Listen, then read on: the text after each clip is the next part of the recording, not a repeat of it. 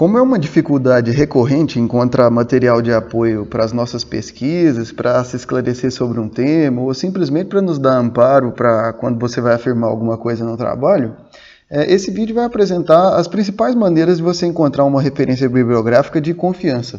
O fato da referência ser de confiança é muito importante, porque mesmo se um material estiver cheio de informação, isso não significa que aquilo é verdade. E dessa forma, principalmente no meio acadêmico, os trabalhos feitos para os professores universitários, para as dissertações de mestrado, para as teses de doutorado, os artigos científicos, enfim, qualquer documento sério nessa área, precisa apresentar referências bibliográficas sérias para serem aceitos no nosso meio. A maioria das informações científicas estão publicadas em revistas científicas. É muito importante explicar a palavra revista científica para não se confundir com uma revista qualquer. Como essas revistas são publicadas periodicamente, no português do Brasil, nós chamamos essas revistas científicas de periódicos, justamente para nós não confundirmos com outro tipo de revista. As revistas normais, mesmo as que trabalham com ciência, como várias que nós conhecemos aí nessas bancas de revistas, elas publicam materiais que são denominados vulgarização científica. Embora esse pareça ser um termo pejorativo, não tem nada a ver. A vulgarização científica é a escrita de material sobre a ciência, escrito por jornalista, que pode ser especializado no tema ou não. Esses materiais visam mais esclarecer de uma forma generalista do que instruir minuciosamente sobre esse ou aquele ponto em particular. É indiscutível a importância desses materiais e eles são sempre necessários para o progresso do país. Eles são ótimos sobre vários aspectos.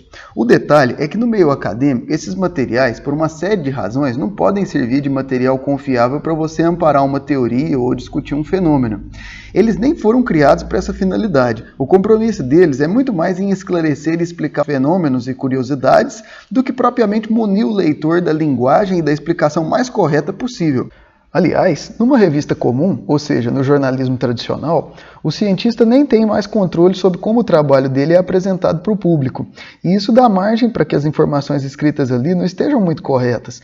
Eu estou deixando anexo nas referências bibliográficas que vão ficar na descrição desse vídeo, um artigo que explica justamente como essa relação entre jornalistas e cientistas tem comprometido as informações para o público.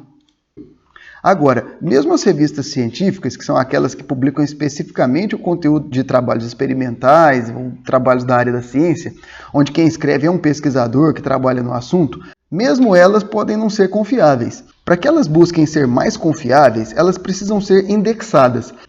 O processo de indexação é uma análise rigorosa na revista científica para ela adotar padrões que vão garantir que os materiais escritos nela sejam de alta confiança.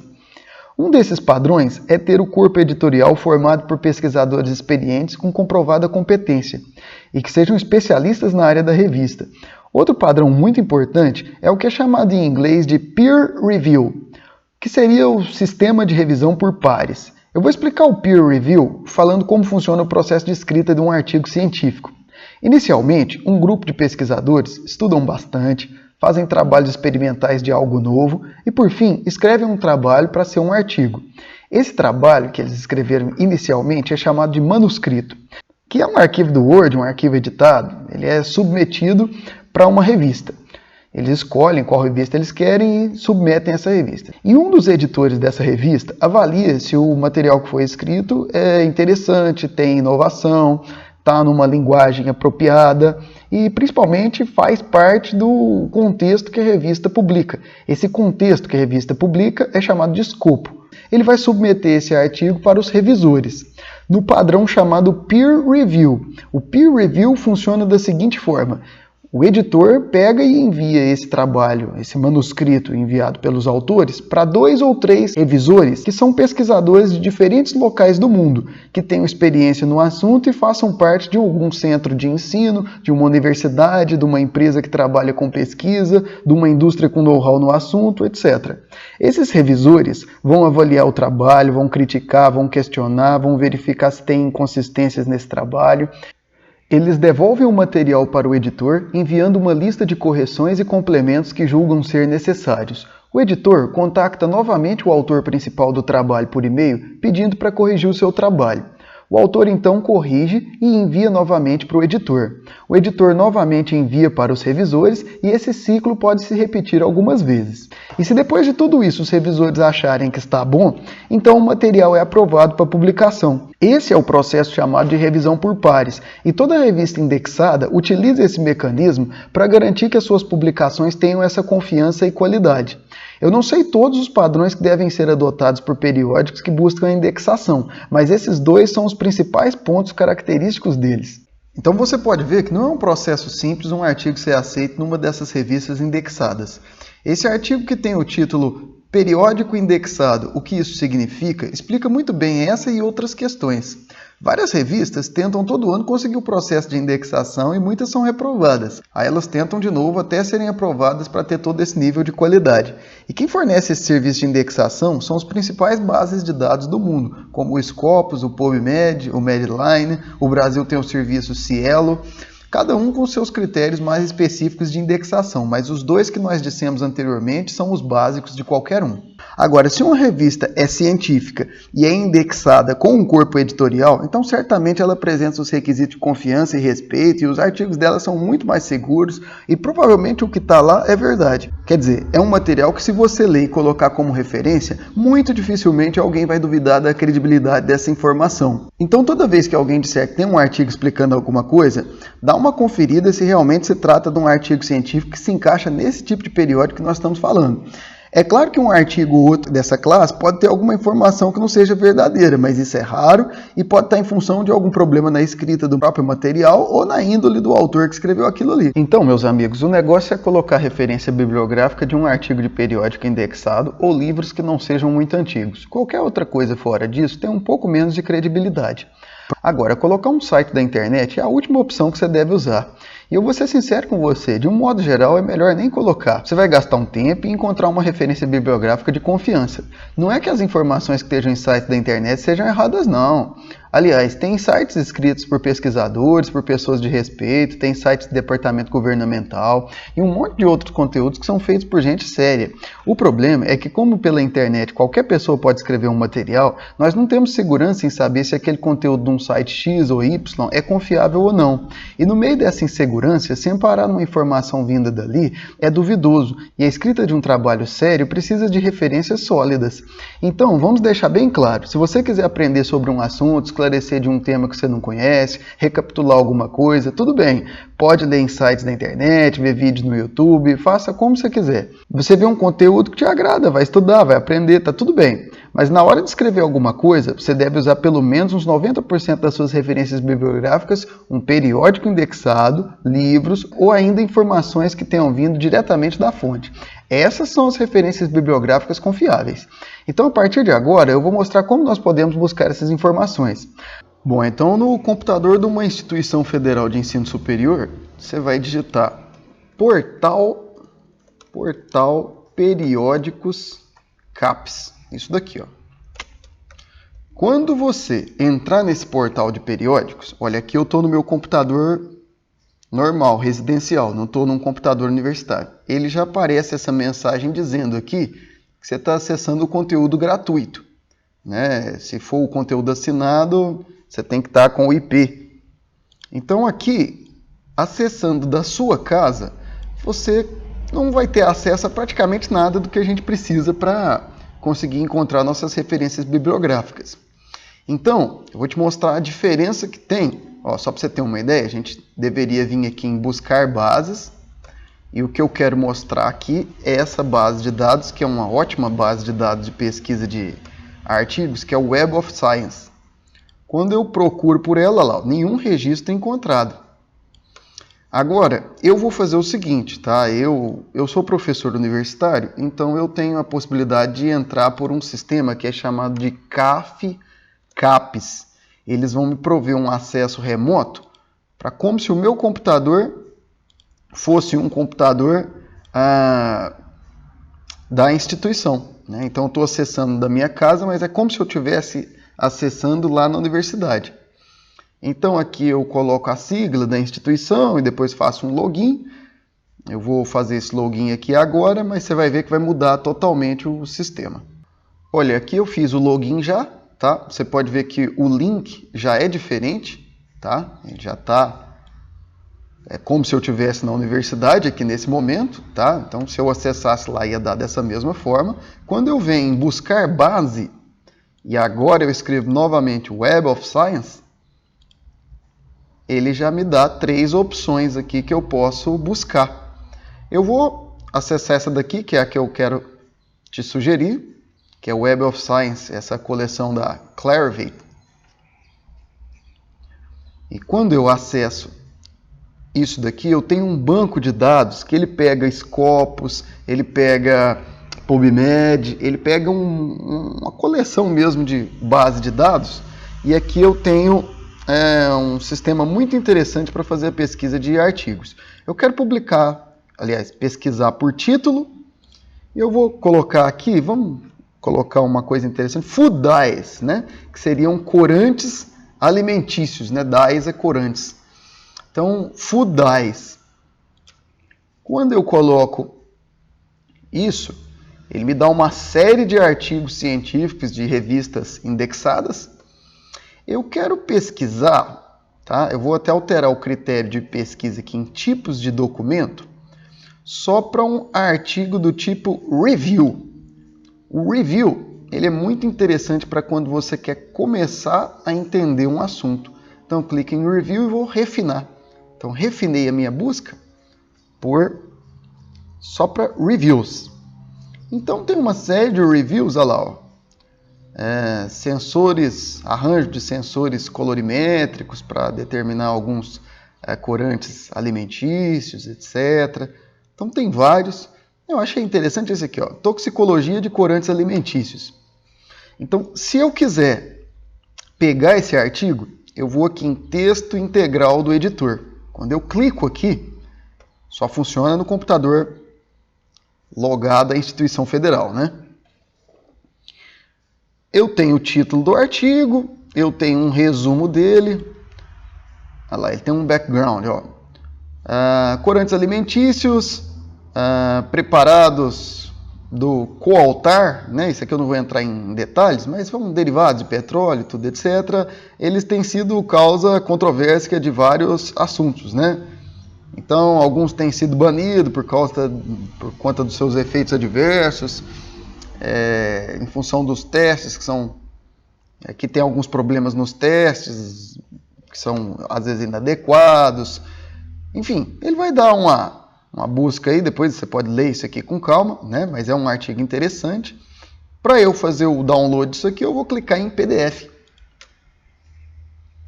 Eu clico em PDF e olha que interessante, eu já estou dentro do artigo. Olha lá, é um review chamado Toxicology of Food Dyes. E aí você pode ler isso daí. Aproveitando aqui, eu já tinha dado uma olhadinha rápida nesse artigo, tá? Ele dá uma analisada em vários corantes diferentes. Olha lá, tem a estrutura dele. Você pode aprender muita coisa aqui, tá? Eu não diria que seria a opção inicial, não. Você pode dar uma olhada na Wikipédia, num site antes, mas depois, para se aprofundar, aqui seria a forma segura e de qualidade. Ó, vamos dar uma olhada nesse. O vermelho 40, ele é um corante alimentício muito polêmico, mas ele é o mais consumido. Ó, então, só para você ter uma ideia, deixa eu dar uma olhada aqui, ó, no artigo. Um artigo grande, tá? Review são artigos grandes. Ó, aí agora ele vai começar a falar nesse tópico aqui do vermelho 40. Deixa eu até dar um zoom aqui para ficar melhor. Ó. Corante vermelho 40. Ele fala lá, ó, de longe ele é o mais usado, o corante mais usado na indústria. Lá, ó, veja a tabela 4. Então vamos ver essa tabela 4. Aqui, tabela 4. Ó. Aqui ele está mostrando o número de libras totais do corante, né, produzidos, provavelmente anualmente. Não li aqui, mas... Olha lá, o vermelho 40, 5 milhões de libras, né? Seriam 5 milhões, se fosse para quilos, se não me engano, uma libra é meio quilo, então isso aqui seriam 2 milhões e 500 mil quilos, né? Praticamente 2.500 toneladas de vermelho 40. Ah lá, então dos corantes certificados para alimentos, ele é o mais produzido do mundo. E ali tinha a estruturinha dele, ó. Molécula. Olha lá, ó. Essa aqui é a tartrazina. Olha lá, essa é uma molécula do vermelho 40, enfim. Aqui eu tenho o artigo, posso ler, posso aprender, posso ver muitas coisas sobre isso. Só para te dar uma noção, eu tinha vindo nesse link, né? E cliquei em PDF. Se eu tivesse num acesso que não é o da universidade, no meu caso aqui é só eu abrir uma aba, uma outra aba, porque só funciona naquela aba onde eu tive o acesso. Olha, eu vou clicar aqui, Toxicology of Food Dyes, no Google mesmo. Ele vai me encaminhar para aquele artigo, você quer ver? Toxicology of Food Dyes, vamos entrar aqui. Ele entrou via PubMed, mas ok. Eu vou vir aqui no site que era onde eu estava. Aqui, ó. Aqui é o mesmo site onde eu estava, tá vendo? Só que quando eu entro em casa, ao invés de me escrever PDF para me baixar, ele dá um Get Access. E aqui eu não consigo entrar, tá? Então por isso que eu estou te dizendo que você precisa estar num computador como o da universidade. Mesmo se você não for aluno da universidade, você pode ir numa biblioteca da universidade. O acesso é livre para qualquer um que queira usar os computadores e fazer o download desse arquivo aqui para você ler depois, né? Você pode enviar o PDF por e-mail, enfim, você tem os seus meios aí. Mas enfim, em casa você não vai ter acesso. Agora, uma outra ferramenta que eu também quero mostrar aqui nesse vídeo é que, se você estiver em casa, existe uma opção que foi criada por uma estudante do Cazaquistão chamado Sci-Hub, que é um site onde eu vou conseguir desbloquear esse artigo em casa, tá? Então, como que você precisaria fazer? Você precisa pegar o número do DOI do artigo. DOI é Digital Object Identificator, uma coisa assim. Ele é um número, tá? Ele é um número que me identifica esse artigo. Então eu vou copiar só o número. Depois da barrinha do doi.org, eu vou copiar o número e vou entrar no site do Sci-Hub, que é scihub.tw. Esse .tw, às vezes, ele muda um pouquinho aí, em função do passar dos anos. Então aqui eu posso colocar a URL, uma search string, o DOI ou PMD. Sugestão, coloca sempre o DOI, porque os outros muitas vezes não funcionam. Então coloquei o número do DOI, dou um Open, ele vai já disponibilizar o artigo para mim. Às vezes ele pede para você digitar um CAPTCHA ali, mas em geral ele te disponibiliza. Aqui eu posso fazer o download, isso eu posso fazer em casa. Então tem duas ferramentas. Se eu estiver em casa, eu posso usar o Sci-Hub para me disponibilizar o artigo. Muita gente fala, ah, não, mas o Sci-Hub não é certo, porque esse artigo seria pago. E é verdade, esses artigos são pagos. Você precisa ter acesso à editora ou à revista, depende de como que é feito o pagamento. Eles são artigos fechados para você ter disponibilidade deles se você pagar. Mas, que outra opção você teria? Ah, eu não acho certo, eu não quero. Então você vai vir num computador da universidade e fazer o download do PDF. Ah, eu acho confortável fazer isso em casa, eu acho que o conteúdo tem que ser disponível para todo mundo, existe uma discussão muito séria sobre isso, viu?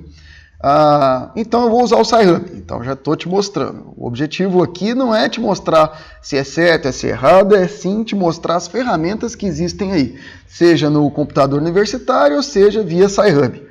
Então você tem disponível para você ler. Mas o que eu realmente quero te mostrar disso tudo é essa ferramenta poderosíssima que é o Web of Science. Esse você não tem acesso em casa, é só no computador de uma instituição federal. Outra opção que você teria de busca seria o Google Scholar, Google Scholar, né? Só que, qual que é o problema do Google Scholar? Vou te mostrar a mesma coisa. Eu vou digitar Toxicology of Food Dyes, apareceu aqui para mim, então eu consigo ter acesso ali, né? Claro que é como se fosse em qualquer local, né? No Google Scholar eu não tenho essa opção do portal de periódicos da CAPES para mim já dar o get no PDF direto. Então eu entro. O problema é que eu já tendenciei minha pesquisa para o próprio nome do artigo. Eu tinha digitado mesmo, era Food Dyes. E quando eu dou um OK, o Google não tem um mecanismo para mim filtrar por review. Pelo menos não que eu conheça, tá? Enquanto no Web of Science eu teria. Então aqui eu teria de dar uma garimpada até encontrar um um artigo de revisão, tá? Porque é muito mais interessante você aprender com um artigo de revisão do que um artigo normal. O artigo normal, ele é muito pontual. O pesquisador pegou uma substância específica, analisou ela, etc. Então, daí vai. Ó, por exemplo, food dyes, né, corantes alimentícios e como eles interagem, né, e a questão deles causarem hiperatividade em crianças num laboratório de teste de aprendizado. Tá? Então, interessante também. É uma outra ferramenta para você buscar. Por que eu não estou mostrando aqui, por exemplo, ferramentas como Scopus, tá? E várias outras. O PubMed, que também você poderia fazer as buscas através de lá. Porque o Web of Science já busca todos eles. Mas se você estiver em casa, você não tem acesso lá, então você tem que vir em cada um deles. No PubMed você vai digitar Food Dyes. Dá um search. Aqui eu coloquei só para reviews. E aí ele vai me mostrar alguns artigos do tipo review para esse assunto. Tá? Posso buscar em casa também? Que outra opção? Posso buscar, deixa eu ver aqui, o Google Scholar, o Web of Science, o PubMed, a Wiley. A Wiley Online Library. Né? Então vem no Wiley e vou digitar também, ó, Food Dyes. O que é essa Wiley? Ela é uma editora, assim como a Elsevier e vários outros. Nunca sei se a pronúncia é Elsevier ou Elsevier. Então digitei Food Dyes, ele me aparece uma lista de alguns artigos aqui, vários na verdade. Eu posso filtrar por reviews também, tá? Preciso encontrar onde aqui, ó, posso fazer primeiro a filtragem por journals. Em inglês, journal seria uma revista científica, tá? Um periódico. Então eu vou vendo aqui os vários artigos aqui. Eu posso filtrar só para aqueles que têm acesso gratuito. Aí nesse caso é só clicar, já vai direto no PDF. Se não for, você tem que disponibilizar isso via Sci-Hub ou via portal de periódicos da CAPES. Então essa é a ideia. Agora eu te mostrar outro mecanismo, esse muito mais voltado para quem é da área da química, que é uma base de dados. Buscar base de dados, isso aqui no computador da universidade, e você vai digitar o SciFinder, que é uma base de dados muito interessante para você fazer busca de artigo científico. Então, na hora que você entra aqui no portal de periódicos, né, aí vai dar aqui, ó, o acesso à plataforma se dá pelo seguinte link, aí você clica aqui. Esse portal de periódicos da CAPES, o governo paga milhões para ter acesso a esses periódicos, tá? Por isso que é bom a gente usar ele também. Então você vai fazer, além do login lá no computador da universidade, você precisa entrar, né, nesse link que eu estou te dando, você precisa ter um login nesse site também. Você pode cadastrar antes e ter acesso a isso. Eu vou fazer o meu login aqui também. Bom, então logado no site do SciFinder, eu posso buscar a estrutura da molécula que eu tenho interesse. É uma primeira opção, tá? Você pode desenhar aqui, ó, vamos desenhar uma molécula do naftol. Molécula bem simples, tá? É o naftaleno com um grupo hidroxila. Nesse caso aqui, como é nessa posição, seria o 2-naftol. Aqui também seria 2, né? Já nessa posição aqui seria o 1-naftol. Aqui não tem como, né? A valência do carbono não permite. Então eu quero buscar exatamente essa estrutura, porque eu poderia buscar uma estrutura parecida, mas eu quero exatamente ela. Vou dar um search. E aí ele está buscando ali. Aí ele vai me dar várias moléculas parecidas, embora eu pus busca exata, ele me dá uma série de moléculas parecidas, tá? E é esse aqui, ó. Esse aqui é um deles, ó. Então eu vou clicar nessa molécula, porque ela é a que eu quero, foi a que eu desenhei. E aí eu vou vir num Get Reactions. Aqui você tem o que você quer buscar. Você quer buscar ele como se fosse um produto, como se fosse um catalisador, um reagente, né? Um solvente, enfim. Eu vou colocar como se fosse, deixa eu ver, um reagente. Aliás, tem até essa busca aqui que pega reatante ou reagente, ok. Poderia ser como produto. Se você fosse buscar ele como produto, seria formas de produzir o naftol, né? Bom, então aqui, ó, você usa o naftol para produzir essa molécula, tá? Então, esse aqui é o mesmo, tá? Mesmo. Às vezes ele repete um pouquinho. Então, aqui é uma outra reação para produzir essa molécula aqui. Vamos mais, ó. Descendo. Aqui uma outra. Ó. Você tem o naftol reagindo com esses dois outros reagentes, produzindo essa outra molécula. Eu achei interessante essa reação aqui, que vem dessa referência aqui, né? É a síntese desse compostinho aqui. Quero fazer o download disso aqui, quero acessar isso daqui. Bom, aí você tem várias formas, né? Eu cliquei aqui no reference, né?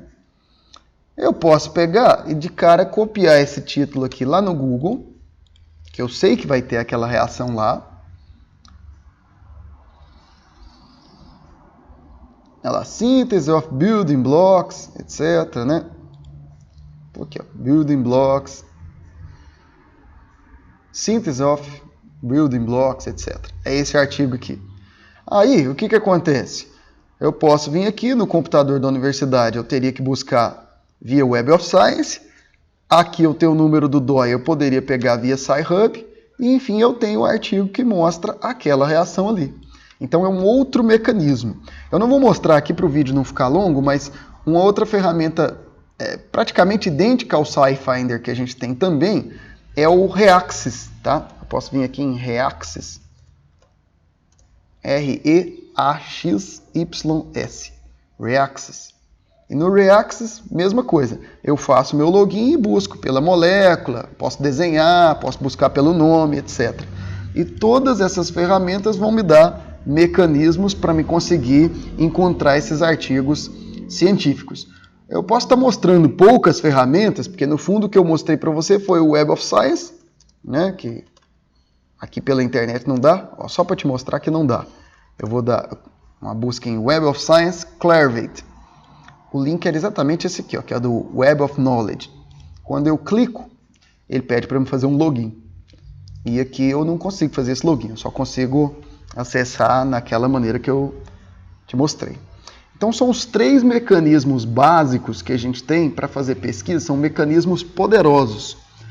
E para você também fazer o download do artigo, eu estou te dando essas 2 opções, que são as opções mais usadas aí por qualquer pesquisador aí nas principais áreas de conhecimento para você conseguir uma boa referência bibliográfica, tá? Só para concluir, por exemplo, eu poderia digitar também FDA Certified Dyes. Nesse caso aqui, eu vou buscar, FDA é o órgão americano que certifica, que disponibiliza, que testa produtos para farmácia e alimentícios também. Ele seria uma espécie de Anvisa brasileira. Aí quando eu dou um FDA Certified Dyes, vai ver que no próprio site do FDA, olha lá, fda.gov, no próprio site deles, eles dão, por exemplo, tá, uma lista, olha lá, ó, existem, né, existem 9 corantes utilizados como aditivos aprovados pelo FDA para uso em alimentos. Um deles é o vermelho 40, por exemplo. Então, se você quiser colocar num trabalho seu, o próprio FDA tem o corante vermelho 40 liberado como aditivo para alimentos, você pode colocar como referência bibliográfica esse site. Nesse caso é uma referência forte de qualidade, porque é o site diretamente da fonte, né? E se é um órgão direto do governo que faz essa liberação, você está dando como referência o próprio site do governo, é uma referência muito forte, tá? Então, essa questão assim, site você nunca deve usar. Não, peraí, tem algumas situações que sim, que é uma ótima referência, né? Por exemplo, uma lei brasileira, uma lei internacional, você pode colocar o site do governo federal onde está publicada essa lei. É uma outra opção também.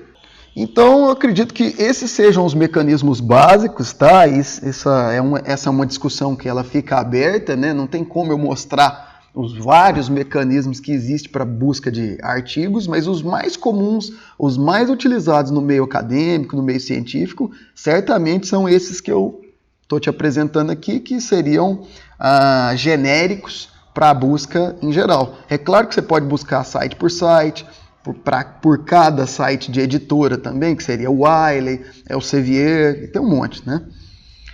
Mas esses são os mais comuns utilizados. Então, muito obrigado por você ter assistido o vídeo até o final. Se você tiver dúvida, você pode ir perguntando, a gente vai respondendo à medida que tem tempo para isso, tá bom? Um abraço para todo mundo.